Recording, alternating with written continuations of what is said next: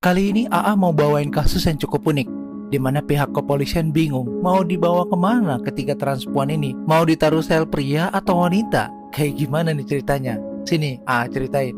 Kita kenalan dulu nih sama para pelaku. Mereka bernama Arga Dirgantara alias Sandra, Ismianto alias Yanti, dan Amir Faisal alias Feni. Dia ini lahir di keluarga sederhana di Surabaya.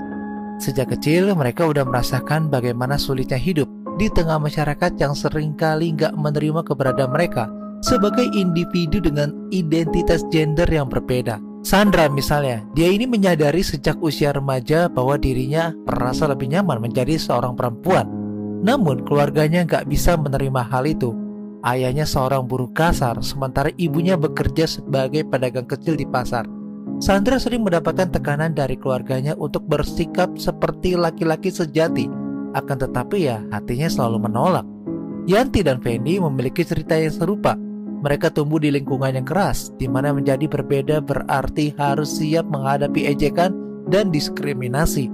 Ketiganya bertemu saat remaja ketika mereka mulai mencari komunitas yang dapat menerima mereka apa adanya, alias ya komunitas body. Mereka sering berkumpul di tempat-tempat umum di Surabaya, berbagi cerita tentang kesulitan hidup mereka dan mimpi-mimpi kecil yang ingin mereka raih. Namun kenyataan hidup gak pernah mudah bagi mereka. Pendidikan mereka terhenti karena tekanan ekonomi keluarga. Sandra hanya sempat menyelesaikan sekolah menengah pertama sebelum harus bekerja membantu ibunya berjualan di pasar. Yanti dan Feni juga mengalami hal serupa. Mereka harus meninggalkan bangku sekolah untuk membantu keluarganya masing-masing. Ketika dewasa, ketiganya memutuskan untuk hidup mandiri. Namun tanpa pendidikan tinggi dan keterampilan khusus, pilihan pekerjaan mereka sangat terbatas. Mereka akhirnya masuk ke dunia malam sebagai pekerja kupu-kupu malam di kawasan Makam Kembang Kuning, Surabaya. Di sana mereka menemukan cara untuk bertahan hidup meskipun pekerjaan itu penuh resiko. Sandra menjadi sosok yang paling ceria di antara ketiganya. Dia sering mengatakan kepada Yanti dan Feni bahwa hidup ini terlalu singkat untuk terus-menerus bersedih. Namun jauh di dalam hatinya, Sandra menyimpan luka mendalam karena merasa gak pernah diterima oleh keluarganya maupun masyarakat. Yanti adalah sosok yang lebih pendiam, akan tetapi penuh perhatian terhadap teman-temannya. Dia sering menjadi tempat curhat bagi Sandra dan Feni ketika mereka menghadapi masalah. Sementara itu Feni adalah sosok yang paling optimis. Dia bermimpi suatu hari bisa meninggalkan pekerjaan malam dan membuka usaha kecil-kecilan. Namun pekerjaan malam bukanlah dunia yang mudah.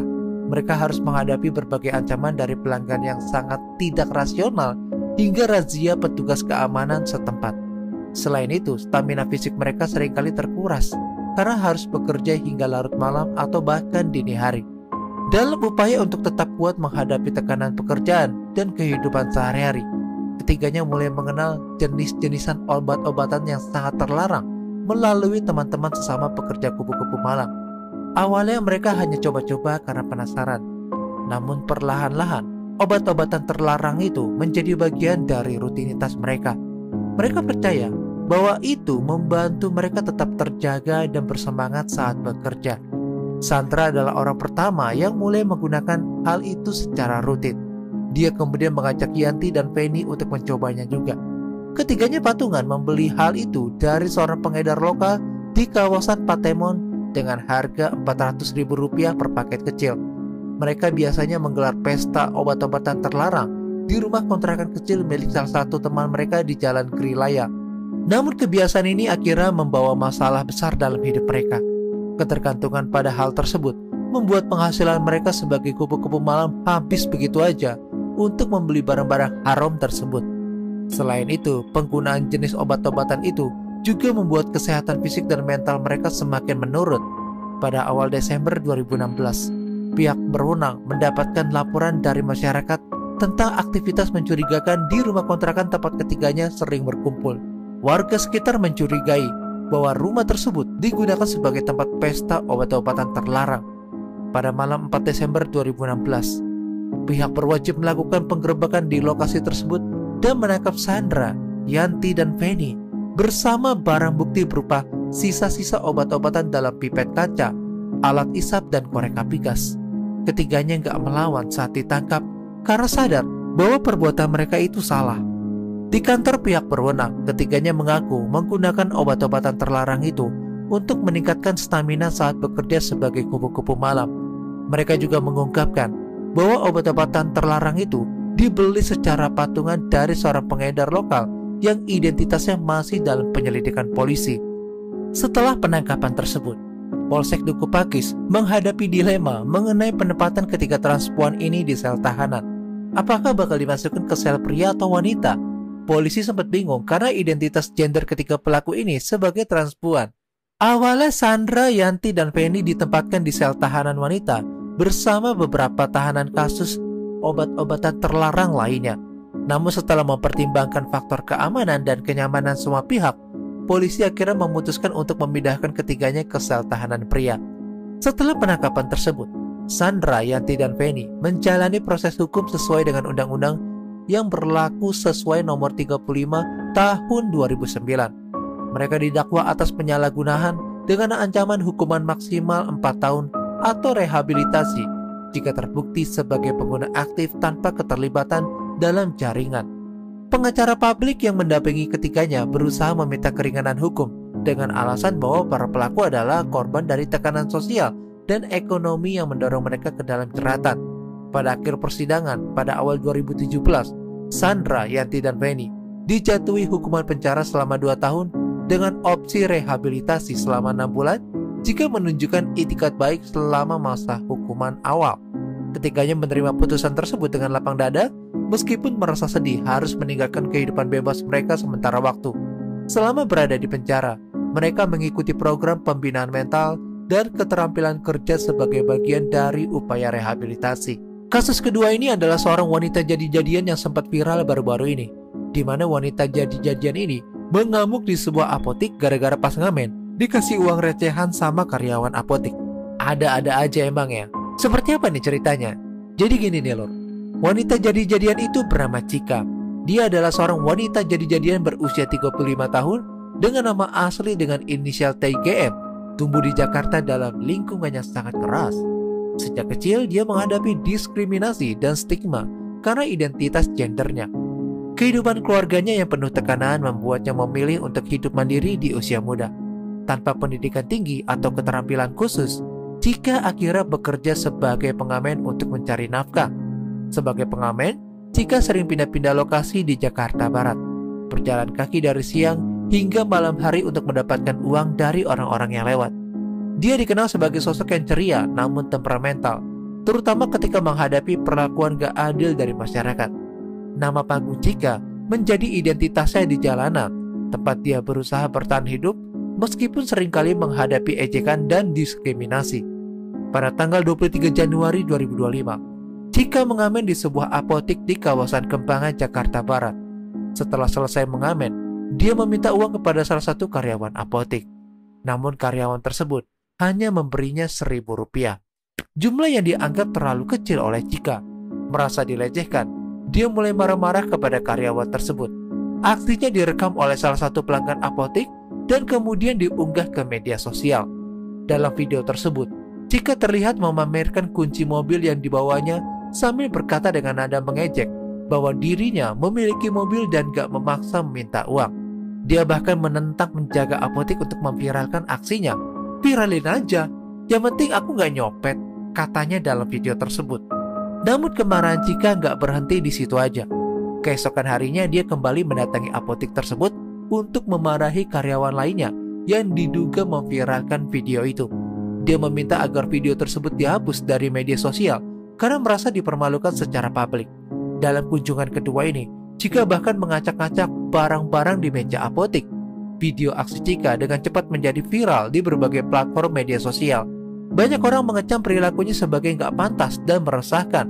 Namun ada juga pihak yang merasa simpati terhadapnya karena merasa melihat insiden tersebut sebagai cerminan dari tekanan hidup yang dialami oleh kelompok wanita jadi-jadian dalam masyarakat. Setelah video tersebut viral, kehidupan Cika berubah drastis. Dia merasa tertekan oleh perhatian publik yang negatif dan mulai berpindah-pindah tempat tinggal untuk menghindari sorotan media. Sebelumnya dia tinggal bersama teman-temannya sesama wanita jadi-jadian. Akan tetapi setelah insiden ini, dia memilih hidup sendiri dan sering berpindah-pindah lokasi. Hampir 2 minggu setelah insiden tersebut terjadi, polisi berhasil menangkap Chika pada tanggal 3 Februari 2025 di sebuah rumah kontrakan di kawasan Penjaringan, Jakarta Utara. Penangkapan dilakukan setelah pihak apotik melaporkan insiden tersebut ke Polsek Kembangan.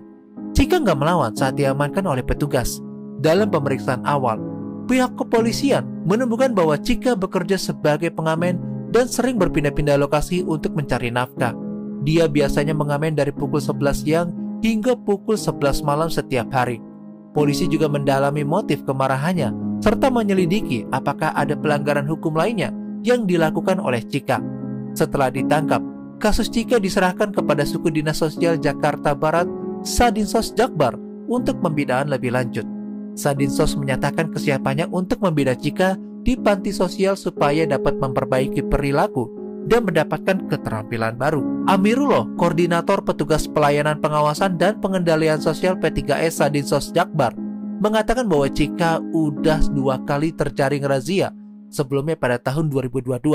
Dia menambahkan bahwa pembinaan ini bertujuan untuk membantu pemerlu pelayanan kesejahteraan sosial PPKS, termasuk wanita jadi-jadian seperti Chika, agar mendapatkan menjalani kehidupan yang lebih baik.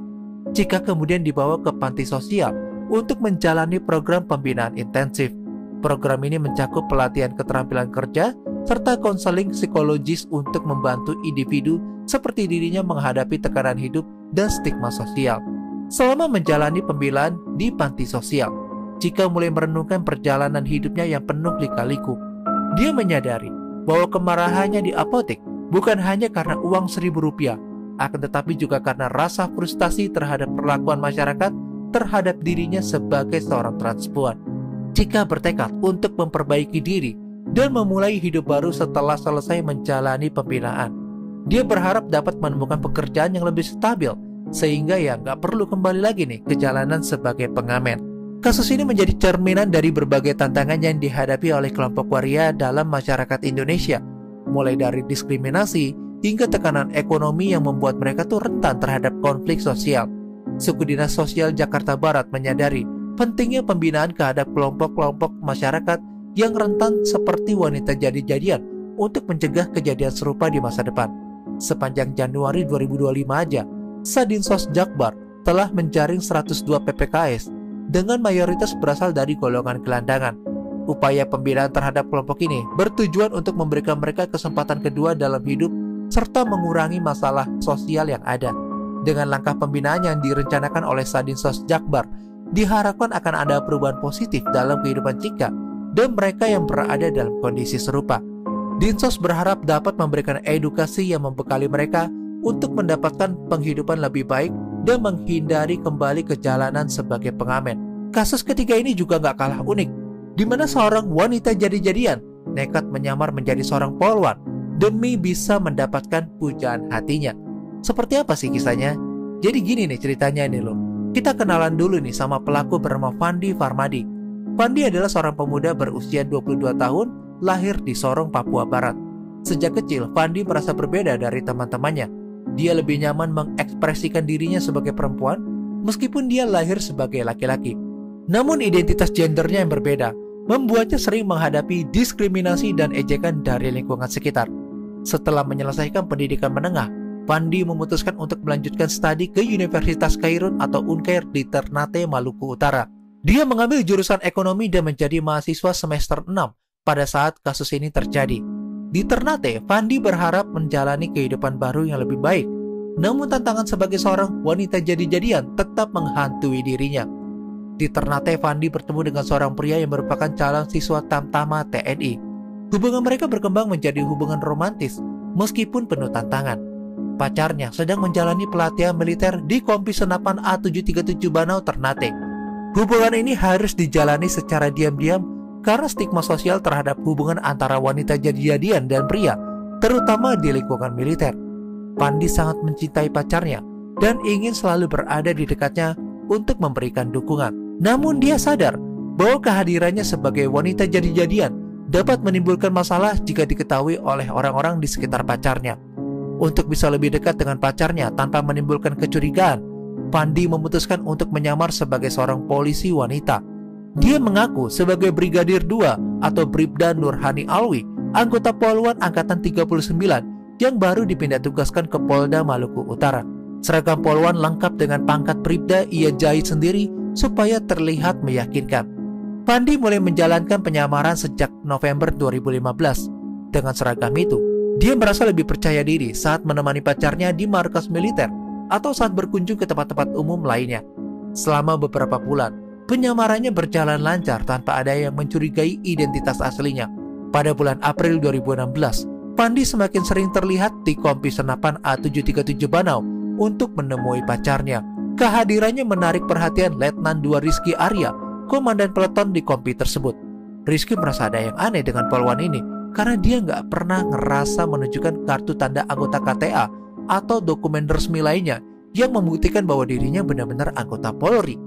Rizky mulai menyelidiki gerak-gerik Pandi secara diam-diam selama beberapa hari. Dia juga melaporkan kecurigaannya kepada perwira polisi di Polda Maluku Utara untuk memastikan identitas Poluan tersebut. Pada Selasa pagi 19 April 2016, sekitar pukul 10.45 WIT, Pandi berada di Kompi Senapan A untuk mengantar pacarnya ke bandara. Saat itu Rizky memutuskan untuk mengambil tindakan dengan mengambil tim dari Satuan Perlindungan Perempuan dan Anak PPA Polres Ternate bersama beberapa anggota Poluan Polda Maluku Utara. Tim tersebut langsung menuju lokasi dan meminta Pandi menunjukkan identitasnya sebagai anggota Polri. Setelah dilakukan pemeriksaan lebih lanjut, terungkap bahwa Bribda Nurhani Alwi hanyalah identitas palsu yang digunakan oleh Pandi untuk menyamar sebagai Poluan. Seragam yang dikenakannya pun diketahui dijahit sendiri oleh Pandi. Pandi nggak melawan saat ditangkap dan langsung digiring ke Mapolres Ternate untuk mempertanggungjawabkan perbuatannya. Di hadapan petugas kepolisian, Pandi mengaku telah menyamar sebagai Poluan sejak November 2015 demi bisa bertemu dengan pacarnya tanpa menimbulkan kecurigaan. Dia menjelaskan bahwa seragam Poluan tersebut dia buat sendiri agar terlihat meyakinkan. Dia juga mengaku gak memiliki niat jahat atau ingin merugikan orang lain dengan penyamarannya. Motif utama Pandi adalah cinta terhadap pacarnya yang sedang menjalani pelatihan militer. Dia merasa bahwa penyamaran ini adalah satu-satunya cara supaya bisa mendukung pacarnya secara langsung tanpa menghadapi stigma sosial terhadap identitasnya sebagai transpuan. Kapolda Maluku Utara Brigjen Pol Zulkarnain menyatakan bahwa pihaknya masih menyelidiki apakah ada korban atau dampak negatif lain dari tindakan penyamaran tersebut. Namun hingga saat itu, nggak ditemukan indikasi adanya tindakan kriminal selain penyamaran identitas. Nah, untuk kasus yang keempat ini, kasus yang cukup inspiratif, di mana awalnya wanita jadi-jadian ini dijebak sama temannya dan berakhir di penjara. Namun selama di sel, dia ini nggak ngeluh dan terus bisa mengeluarkan bakatnya dalam penjara. Seperti apa sih ceritanya? Jadi gini lor, ada sosok wanita jadi-jadian bernama Romi atau lebih dikenal dengan nama Noni. Adalah seorang wanita jadi-jadian asal Jambi yang menjalani kehidupan penuh lika-liku di rumah tahanan Rutan Kelas 2A Batam. Kisahnya dimulai dari keputusannya untuk merantau ke Batam demi mencari penghidupan yang lebih baik. Dengan keterampilan di bidang kecantikan, dia bekerja di sebuah salon, melayani pelanggan dengan potong rambut, krimbat, hingga tata rias. Namun hidupnya berubah drastis ketika dia terjerat kasus pencurian yang membuatnya harus mendekam di balik jeruji besi. Noni tiba di Batam dengan harapan besar untuk membangun masa depan. Dengan bakat dan keterampilannya, dia berhasil mendapatkan pekerjaan di sebuah salon. Hari-harinya dipenuhi dengan aktivitas produktif yang ia nikmati. Namun semuanya berubah ketika dia terlibat dalam sebuah kasus pencurian barang elektronik, tepatnya di home theater di perumahan Batu Aji. Menurut pengakuannya, Noni merasa dijebak dalam kasus tersebut. Dia menceritakan bahwa seorang temannya mengajaknya melihat barang-barang yang hendak dijual. Ketika mereka sampai di lokasi, situasi tampak normal karena temannya menggunakan kunci asli untuk membuka rumah tersebut. Namun saat mereka mulai memindahkan barang-barang itu, polisi tiba-tiba datang dan menangkap mereka. Akibat kejadian itu, Noni dijatuhi hukuman 1,5 tahun penjara. Ketika pertama kali memasuki Rutan Kelas 2A Batam pada April 2013, Noni menghadapi tantangan besar sebagai satu-satunya wanita jadi-jadian di sana. Dia ditempatkan di sel khusus untuk menghindari konflik dengan tahanan lain. Pemisahan ini merupakan kebijakan standar yang diterapkan oleh pihak rutan untuk melindungi individu seperti Noni dari potensi diskriminasi. Meski mendapatkan perlakuan khusus seperti kamar sendiri dan gak perlu antre makan, Noni tetap merasa kesepian. Dia mengaku sering suntuk karena gak memiliki teman bicara atau teman berbagi keluh kesah. Kata Noni, kalau dia sakit ya gak ada temannya. Sedih banget ya loh. Namun perlakuan kasus ini juga menimbulkan kecemburuan dari beberapa tahanan lain. Beberapa dari mereka meledek atau menghina Noni karena merasa mendapatkan istimewa. Meski demikian, Noni berusaha tetap tegar menghadapi situasinya. Alih-alih terpuruk dalam kesedihan, Noni memutuskan untuk memanfaatkan waktunya di rutan dengan melakukan hal-hal positif. Dia kembali mengasah keterampilannya di bidang kecantikan dengan melayani semua tahanan.